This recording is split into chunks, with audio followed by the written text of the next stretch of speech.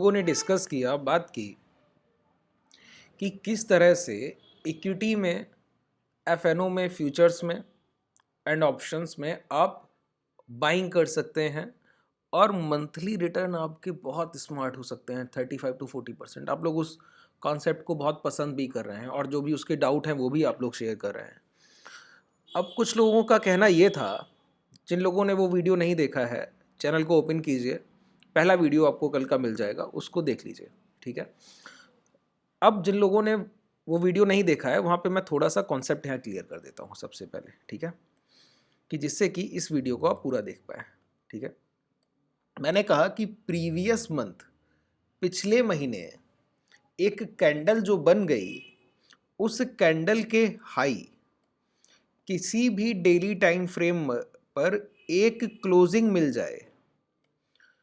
जैसे पिछले महीने का किसी भी पर्टिकुलर स्टॉक का हाई 100 रुपये है और ये मान लेते हैं नवंबर सीरीज जो ये गुजर रही है, आज लास्ट सेशन था, तो नवंबर का किसी स्टॉक का प्राइस 100 रुपया है। आज इस प्राइस के हाई के ऊपर दिसंबर में 4 दिसंबर, 5, 6, 8 दिसंबर तक कभी भी आपको कोई कैंडल 102 पर क्लोज करते हुए दिख जाए, 102 103 के पास, ठीक है, किसी भी प्राइस पे दिखे, बस 100 के ऊपर क्लोज होना चाहिए डेली क्लोजिंग, एक दिन भाव बंद हो जाना चाहिए 100 के ऊपर। अब आपके माइंड में पहला कॉन्सेप्ट ये कि हमको इस पर्टिकुलर स्टॉक में बाइंग करनी है, मतलब आपका ट्रेड प्लान हो गया है, एग्जीक्यूशन नहीं हुआ है। गौर कीजिए, मैंने कहा ट्रेड प्लान हो गया है, आपने सोच लिया है कि अब मुझे यहाँ पर खरीदारी करनी है, मन बना लिया है। खरीदेंगे कब? खरीदेंगे जब जिस सेशन में ये ब्रेकआउट हुआ ना, उस दिन भाव जहां तक चल कर गया, मान लेते हैं क्लोज हुआ 103 पर और चल कर गया था 104 तक, जो ब्रेकआउट सेशन का हाई लग गया, अगले किसी भी दिन, अगले सेशन में या अगले सेशन में, किसी भी सेशन में जब ये 104 का प्राइस निकलेगा तब आप एग्जीक्यूशन करेंगे। मतलब ब्रेकआउट कैंडल का हाई निकलने पर जो पोजीशन हम लोगों ने प्लान किया है वो एग्जीक्यूट होगा, ठीक है। और यहाँ पे लॉसेस के चांसेस मैंने आपको बताया ना के बराबर, और प्रॉफिट्स हर हाल में आएंगे, ठीक है। इक्विटी में आप जितना चाहें, देखिए एक यही प्राइजेक्शन आपको लाइफ लॉन्ग प्रॉफिटेबल बना सकता है, गारंटी दे सकता हूँ, ठीक है। मैं ब्लैंक पेपर पे साइन कर सकता हूँ, इस तरह से मैं आपसे कह रहा हूँ। बस आपको फॉलो करना है, जो चीज़ें बता रहा हूँ उसको नोट डाउन कर लीजिए और बस उन्हीं पे काम करना है। अब यहाँ पर आप लोगों ने पूछा कि मंथली टाइम फ्रेम पर आप लोग बाई करेंगे, तो सर एक चीज़ दिक्कत आ रही है कि महीने की खरीदारी 40-45% के टारगेट तो है मेरे पास सामने, अच्छी बात है, लेकिन मैं क्या हूँ, मैं छोटा ट्रेडर हूँ, मेरे पास जो फंड है वो 50-60 हज़ार 1 लाख के आसपास है। उसके लिए भी मैंने कल आपको एक तरीका बताया था कि अभी भी आपको डिस्क्रिप्शन में, ये वीडियो का डिस्क्रिप्शन आप ओपन करेंगे, वहाँ पर आपको मोतीलाल के डीमेट का लिंक मिल जाएगा। वहाँ मैं इस तरह के इक्विटीज़ के सेटअप के लिए, जहाँ मुझे पता है कि आप लोग प्रॉफिट ही बुक करेंगे, मैंने 10x लेवरेज लेने का आप लोगों के लिए विकल्प खोला हुआ है कि आपके पास 1 लाख रुपया है, आप 10 लाख तक की खरीदारी वहाँ कर लीजिए। वो 10 लाख की खरीदारी जब आप वहाँ पे करेंगे, कोई आपको एक्स्ट्रा अमाउंट कुछ नहीं देना है, होल्ड कीजिए, 3 महीने 4 महीने जितना चाहें कर सकते हैं, ठीक है। तो 1 लाख पर अगर आपके 10% रिटर्न आए तो 10 हज़ार हुए, वहीं 10 लाख पर 10% रिटर्न हुआ तो आपका कैपिटल डबल हो जाता है, ठीक है। और इस तरह के प्राइजेक्शन के लिए जो मैं आपको सिखा रहा हूँ, इसी पर ट्रेड कीजिएगा, किसी पर भी ब्लाइंडली बिलीव मत कीजिएगा, भाव पर सिर्फ भरोसा कीजिए, मुझ पर भी मत कीजिए, मैं तो कहता हूँ प्राइस पर बिलीव कीजिए। आप समझिए, तो आपने कहा कि मुझे इंट्राडे ट्रेड करना है, मुझे ये 40-45 दिन का प्रॉफिट चाहिए है, लेकिन वो 1 महीने में आएगा या 1.5 महीने में आएगा, मैं चाहता हूं कि मैं आज ट्रेड करूं और आज ही निकल जाऊं, इस तरह से इस प्राइजेक्शन को मेरे लिए आसान कर दीजिए। तो मैं आपको बताता हूं, समझिए। अब आपको क्या करना है, एक डेली टाइम फ्रेम का एक कैंडल चाहिए, डेली टाइम फ्रेम का एक दिन का एक कैंडल चाहिए, कि निफ्टी है तो एक दिन का, यहां पर टाइम फ्रेम आया तो एक दिन का कैंडल आप निकाल लेंगे, ठीक है। डेली टाइम फ्रेम का आपने एक कैंडल निकाल लिया। इस कैंडल को निकालने के बाद आपको क्या चाहिए, यहां पर आपको चाहिए कि पिछले दिन के हाई निकल जाए, प्रीवियस डे पिछले दिन का जो हाई है उसके ऊपर आपको क्लोजिंग चाहिए। वहां पर मंथली टाइम फ्रेम था तो हम लोग क्लोजिंग ले रहे थे डेली टाइम फ्रेम की, यहाँ पर क्या है, यहाँ डेली टाइम फ्रेम है, तो गौर से सुनिए, आपको daily time frame previous day के हाई के ऊपर 2 घंटे का प्राइस क्लोज चाहिए, 2 घंटे की एंड एक कैंडल की क्लोजिंग चाहिए, ठीक है। तब आप लॉन्ग करने का मन बनाएंगे, अपनी ट्रेड को प्लान करेंगे कि हाँ यहाँ पर मुझे खरीदारी करनी है और यहाँ पर मेरे प्रॉफिट्स होंगे, पहली चीज, ठीक है। अब खरीदारी कब करनी है, इस 2 घंटे, जब भी प्रीवियस डे के हाई के ऊपर आपको 2 घंटे की एक कैंडल की क्लोजिंग मिल गई, अब आपको टाइम फ्रेम चेंज कर लेना है, छोटे समय पे चले जाना है, 5 मिनट, 10 मिनट या 15 मिनट पर चले जाना है, ठीक है। जब आप इस तरह से 5, 10, 15 मिनट के टाइम फ्रेम पर आ जाएंगे तो आपको क्या करना है, उस 2 घंटे की कैंडल के हाई जब भी 5, 10, 15 मिनट के टाइम फ्रेम पर निकलेंगे और एक कैंडल क्लोज होगा 5 मिनट का, वहीं पर आप ट्रेड एग्जीक्यूट करेंगे और अपने प्रॉफिट्स लेंगे। पहली चीज ध्यान से समझ लीजिए, ठीक है। मैंने क्या बताया, वहां पर आप ट्रेड एग्जीक्यूट करेंगे और प्रॉफिट्स बुक करेंगे, बहुत आसान हुआ। अच्छा, यहां पर आप लोगों का एक सवाल आता है, देखिए मैं आपको कुछ भी बता रहा हूं ना, तो इसको सेटअप मत समझिए, ये लॉजिकल प्राइजेक्शन है सर, ठीक है। कुछ भी मैं आपको बता रहा हूं उसके पीछे खरीदारों और बिकवालों की एक चाल है, उनके खरीदने और बेचने का एक तरीका है जिसको मैं आपको डिलीवर करता हूं, समझिए। मैं कहता हूं, कल आप लोगों ने पूछा, एक सज्जन का डाउट था कि ब्रेकआउट कैंडल की पिछले दिन का हाई लग गया और हाई ब्रेकआउट हुए, हाई ब्रेक किए गए, तोड़ दिए गए और एक कैंडल ऊपर क्लोज कर गया, अब इसके बाद खरीदारी क्यों नहीं कर सकते जब तक इसका हाई नहीं निकलता है। समझिए, मैं आपको समझा देता हूं, किसी भी कैंडल में, इवन रेजिस्टेंस थ्योरी भी यही कहती है। रेजिस्टेंस के पहली डेफिनेशन समझ लीजिए, मैक्सिमम ट्रेडर तो यही तकलीफ में है कि रेजिस्टेंस होता क्या है। रेजिस्टेंस को मैं बस एक लाइन में समझाता हूं, जिस स्तर से कोई भी प्राइस पिछली बार गिरकर आया है, अगर चलकर दोबारा वहीं पहुंच जाए तो सबसे बड़ी संभावना है कि दोबारा गिरेगा। ध्यान से सुनिए, मैंने कहा जिस स्तर से पिछली बार गिरकर आया है, मैंने ये नहीं कहा कि जिस स्तर से लगातार गिर रहा था या पिछले 3-4 बार से गिरा है, नहीं, मैंने कहा प्रीवियस टाइम जहां से गिरावट हुई, अगर लौट के वहीं पहुंच जाए तो दोबारा गिरावट होगी, उससे कम हो सकती है, बहुत कम हो सकती है, लेकिन होगी जरूर, प्राइस वहां पर रुकेगा जरूर, वो रेजिस्टेंस है। प्रीवियस टाइम जहां से गिरावट होती है वो एक रेजिस्टेंस प्राइस होता है, ठीक है। अब रेजिस्टेंस प्राइस पे ब्लॉक ऑर्डर्स होते हैं। ब्लॉक ऑर्डर्स मतलब वहां पर सेलिंग की ऑर्डर्स ज्यादा रह गए, इस वजह से सप्लाई ज्यादा होने पर डिमांड कम रह गई और सप्लाई ज्यादा हो गई, बिकवाल ज्यादा थे, खरीदार कम रह गए। तो 1 लाख ऑर्डर्स ज्यादा थे सेलर्स के 100 के भाव पर, मान लेते हैं। अब सोचिए, सेलर 100 रुपए के भाव पे बेचना तो चाहता है, कोई खरीदार नहीं मिल रहा है, तो जब 100 पे खरीदार तैयार नहीं है तो 101 पर भी नहीं होगा, तो प्राइस क्या करेगा, नीचे की तरफ दौड़ता है, इसको सप्लाई कहते हैं। अब ये 1 लाख ऑर्डर्स पेंडिंग रह जाते हैं 100 पर, और नीचे प्राइस खरीदार ढूंढने आता है कि निचले स्तर पर खरीदारी हो जाए, फिर भाव ऊपर आए, फिर ये 1 लाख ऑर्डर्स दोबारा एग्जीक्यूट होंगे जो पेंडिंग रह गए, इसी को हम ब्लॉक ऑर्डर कहते हैं। इसीलिए प्रीवियस टाइम जहां से गिरावट हुई, अगर प्राइस वहीं डायरेक्ट पहुंच रहा है, निचले स्तर पर खरीदारी होकर, वो सबसे बड़ा रेजिस्टेंस है, ठीक है। तो मैं क्या कहता हूं, सोचिए, किसी भी एक देश की सीमा रेखा है और उस सीमा रेखा के अंदर आप अपना पहला कदम रख दें, ठीक है, तो क्या होगा, सोचने की कोशिश कीजिए। किसी भी सेलर का कोई प्राइस है, अभी तक आपने उसको काटा नहीं है, तो जो उसके पेंडिंग ऑर्डर है वही एग्जीक्यूट हो रहे हैं, जो पहले की बिकवाली के ऑर्डर्स पड़े हैं वही एग्जीक्यूट हो रहे हैं, उसी का पैनिक देखने को मिल रहा है, थोड़ा बहुत भाव नीचे आ रहा है, फिर जा रहा है, फिर नीचे आ रहा है, इस तरह से करता रहेगा।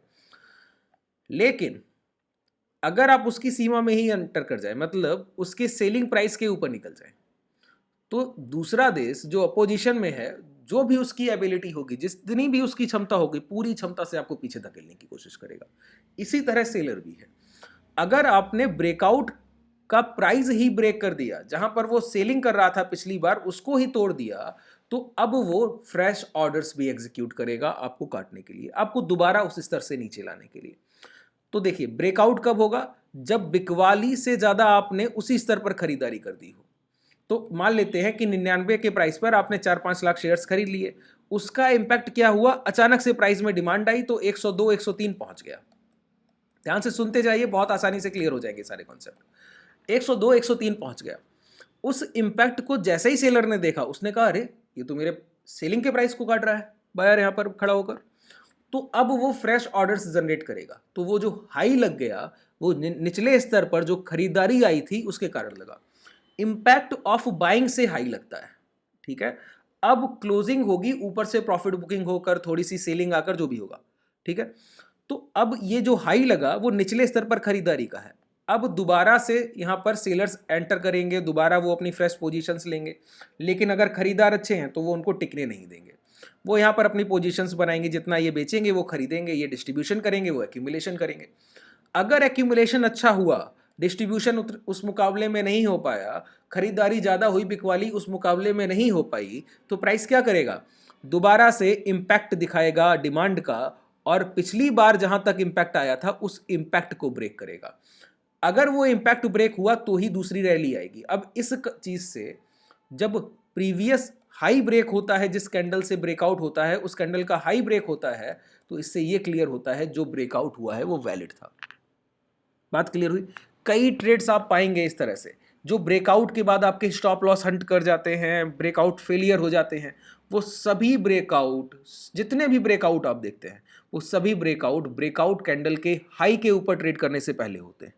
तो जितने भी बैड ट्रेड हैं वो आपके सिर्फ यहीं से स्किप हो जाएंगे, हाई के ऊपर के एग्जीक्यूशन से। आप किसी भी सेटअप पे काम कर रहे हो, किसी भी सपोर्ट रेजिस्टेंस को देख रहे हैं, ब्रेकआउट कैंडल के हाई ब्रेक होने पर ट्रेड एग्जीक्यूट होगा और ब्रेकडाउन कैंडल के लो ब्रेक होने पर ट्रेड एग्जीक्यूट होगा। इस बात को गांठ बांध लीजिए, ठीक है। आपकी 40% बैड ट्रेड्स यहीं से स्किप हो जानी, जहां पे आप लॉस देते हैं वो यहीं से स्किप हो जाएंगी, और बाकी ज्यादा कुछ करने की जरूरत नहीं है। अब लॉजिक क्लियर हुआ क्यों ब्रेकआउट कैंडल पे हम लोग ट्रेड एग्जीक्यूट नहीं करते हैं, ब्रेकआउट कैंडल के बाद ट्रेड एग्जीक्यूट करते हैं जब उसके हाई निकलते हैं, ठीक है। अब क्लियर हो गया, चलिए ये डाउट भी क्लियर हुआ। तो मैंने क्या कहा समझिए, मैंने कहा आपको एक डेली टाइम फ्रेम का कैंडल चाहिए, उस डेली टाइम फ्रेम के कैंडल के हाई 2 घंटे के टाइम फ्रेम की एक कैंडल की क्लोजिंग चाहिए उस हाई के ऊपर, प्रीवियस डे हाई के ऊपर। जब उस प्रीवियस डे हाई के ऊपर क्लोजिंग हो गई तो उस 2 घंटे की कैंडल के हाई को मार्क कर लेना है। मार्क कर लिया, मार्क करने के बाद अब 5 मिनट या 10 मिनट के टाइम फ्रेम पर जैसे ही इस प्राइस के ऊपर एक कैंडल निकला, आप ट्रेड एग्जीक्यूट करेंगे एसएल इस 2 घंटे की कैंडल के लो के नीचे। अब ट्रेड को चलने दीजिए, वो आपको प्रॉफिट देकर जाएगा, पहली चीज। अब दूसरा कॉन्सेप्ट, जिस 2 घंटे की कैंडल के हाई ब्रेक होते हैं और आप पहला मोमेंटम ले जाते हैं, कभी भी प्राइस लौट कर दोबारा उसको टच कर दे, वहां पर एक बाइंग बनेगी, वो सबसे बड़ा सपोर्ट है जो कभी नहीं टूटता। रेयर ऑफ रेयर केस होंगे कि 2 घंटे की टाइम फ्रेम के हाई निकलने के बाद लौट के प्राइस उसको टच करे और वहां पर प्राइस और नीचे आए, सबसे पहले एक बाइंग अपॉर्चुनिटी देगा और आपको प्रॉफिट देकर जाएगा, लॉन्ग का ट्रेड एग्जीक्यूट कराएगा। सबसे बेस्ट सेटअप होता है ये, सबसे बेस्ट सपोर्ट का काम करता है ये। मैं आपको दिखा देता हूं, देखिए प्राइस है, आज के ही मार्केट को देख लेते हैं, कुछ भी अलग नहीं करना है, आज के मार्केट को देख लेते हैं। सबसे पहले क्या करना है, कल के सेशन के पहले देख लेते हैं। चलिए कल के सेशन के पहले का ये कैंडल है डेली टाइम फ्रेम का, ठीक है। इसके हाई हमको मार्क कर लेने, हाई क्या है, इसका हाई है ये अपर विक का हाई। अच्छा, आपको हाई देखना नहीं आता है तो कैंडल पर कर्सर ले जाइए, यहां पर लिखा है OHLC, open high low close. तो हाई को देखकर आप समझ जाएंगे। देखिए मैं कैंडल पे कर्सर ले गया तो हाई क्या है 19,916 लिखा है और 85 पैसे लिखा है ना, तो वही लगभग 19,918 के आसपास हम लोगों ने मार्किंग कर ली है रफली। तो मैंने क्या कहा, डेली टाइम फ्रेम पर मार्किंग के बाद हमको इस हाई के ऊपर 2 घंटे का एक कैंडल क्लोज चाहिए, ठीक है। यहां पर ये कैंडल आपको क्लोज दिख जाता है, यहां पर ये कैंडल क्लोज हुआ। क्लोजिंग के बाद मैंने कहा अब आपको उस कैंडल के हाई को मार्क कर लेना है जिससे वो क्लोजिंग हुई है। ये क्लोजिंग हुई, हो गई, मार्क कर लिया 20,018। फिर मैंने कहा अब आपको छोटे 5 या 10 मिनट के टाइम फ्रेम पर चले जाना है और वहां पर आपको एक ट्रेड एग्जीक्यूट करना है लॉन्ग का, जब भी वो हाई निकलते हैं। तो उस 2 घंटे के हाई यहां पर निकले, गौर से देखिए, निकलते ही आप ट्रेड एग्जीक्यूट करते हैं तो 20,020 का भाव इंडेक्स 20,133 हो जाता है। 100 रुपए की इंस्टेंट रैली, 100 पॉइंट्स की इंस्टेंट रैली, 110 पॉइंट्स के आसपास की। स्टॉप लॉस क्या है, स्विंग लो। स्विंग लो का मतलब होता है कि चलता हुआ प्राइस छोटी सी गिरावट के बाद जहां से घूमकर पिछला हाई तोड़ दे, यही स्विंग लो है, इसको हम स्विंग लो कहते हैं। दोबारा सुनिए, एक चलता हुआ प्राइस थोड़ी सी गिरावट के बाद लौट कर पिछला हाई तोड़ दे तो यही स्विंग लो है। तो देखिए, एक चलता हुआ प्राइस थोड़ी सी गिरावट के बाद जहां से लौट कर पिछला हाई तोड़ दे, वही स्विंग लो है। स्टॉप लॉस, यहां पर ट्रेड एग्जीक्यूट करना है, यहां एसएल है। तो पहला ट्रेड ये, जब प्राइस चलते हुए गया, ब्रेकआउट हुआ, आपने लॉन्ग किया और मिल गया, ठीक है, पहला ट्रेड। दूसरा ट्रेड, मैंने कहा लौट कर कभी भी प्राइस उस 2 घंटे के हाई को पहली बार रीटेस्ट करे, टच कर जाए, फर्स्ट टाइम टच कर जाए, ठीक है। उस रीटेस्ट होने पर आप अपना दूसरा लॉन्ग का ट्रेड एग्जीक्यूट करते हैं, जहां पर बहुत मुश्किल है कि कोई ट्रेड आपका स्टॉप लॉस ले जाएगा, ठीक है। अब देखिए, बहुत सडन आज स्पाइक आया, बहुत तेजी से बाजार गिरा। जैसे ही इस 20,018 के प्राइस को टच किया तो देखिए पहला स्पाइक ही इसको 20,100 के ऊपर ले गया, ठीक है। और फिर दोबारा लौट कर इसकी आने की हिम्मत नहीं हुई और प्राइस 151 की तरफ बढ़ गया, 150 की तरफ, ठीक है। इस तरह के प्राइस एक्शन के सेटअप्स कहीं भी आप ट्रेड कीजिए, बैंक निफ्टी में कर सकते हैं, किसी भी प्राइस में कमांड कीजिए, इस पर स्किल जनरेट कीजिए, ठीक है। ट्रेडिंग एक आर्ट है सर, आपको समझना होगा, और ये बहुत आसान प्राइस एक्शन है। ये इंस्टीट्यूशनल बाइंग है इसलिए ऐसा हो रहा है, ये मेरा पैसा नहीं लगा है, ये खरीदारी की गई इंस्टीट्यूशंस के द्वारा। मैंने बस उनके खरीदारी के पैटर्न को आइडेंटिफाई कर लिया है, इसलिए मैं अर्निंग्स अच्छी कर पा रहा हूँ, इसलिए मैं अच्छी ट्रेड्स को एग्जीक्यूट कर पा रहा हूँ। इससे बेहतर कोई सपोर्ट नहीं है। मैंने अभी आपको बताया, जहां से प्राइस देखिए यहां रुक कर जहां से प्राइस चल कर गया दोबारा लौट कर वहीं आया तो सबसे बेहतर सपोर्ट, जहां से प्राइस गिर कर गया वहीं लौट कर आया वो सबसे बेहतर रेजिस्टेंस। और ये सारी चीजें बहुत अच्छे से लाइव मार्केट में काम करती, बस आपको थोड़ा सा समझना होगा, थोड़ा सा केयरफुल रहना होगा, ठीक है। अब यहां पर आप कुछ भी बाइंग कर सकते हैं, इक्विटी में बाइंग कर सकते हैं, एफएनओ इंट्राडे में अगर करना चाहें इंट्राडे में बिल्कुल आसानी से कर सकते हैं, लेकिन स्प्रेड बनाइए। अगर ऑप्शंस ट्रेड कर रहे हैं इंडेक्स के तो स्प्रेड कीजिए। स्प्रेड कैसे करते हैं मैं अगले वीडियो में, अगर आप लोग कमेंट कीजिएगा कि आपको स्प्रेड पर वीडियो चाहिए तो नीचे कमेंट कर दीजिएगा कि नेक्स्ट वीडियो, कल का वीडियो मैं स्प्रेड पे बना दूं, ठीक है। तो वहाँ क्या होगा, आप अपने स्टॉप लॉस एरिया दूर रख लेंगे, आपके टारगेट अच्छे हो जाएंगे। मैंने पिछले वीडियोज़ में बनाया भी है, आप और वीडियोज़ को खोल कर देखेंगे दिख जाएगा। अगर आप कहें कि अभी रिसेंट बना दूँ तो बना दूंगा, ठीक है। अब आपको कोई भी डाउट रह गया हो तो कमेंट सेक्शन में बताइएगा, ठीक है। टेलीग्राम चैनल ज्वाइन करना हो, व्हाट्सअप का ग्रुप ज्वाइन करना हो, आपको डिस्क्रिप्शन में लिंक मिल जाएगा। अगर आपको कांटेक्ट करना है तो आपको डिस्क्रिप्शन में नंबर्स भी मिल जाएंगे, व्हाट्सअप नंबर मिल जाएगा, कॉलिंग नंबर मिल जाएगा, ठीक है।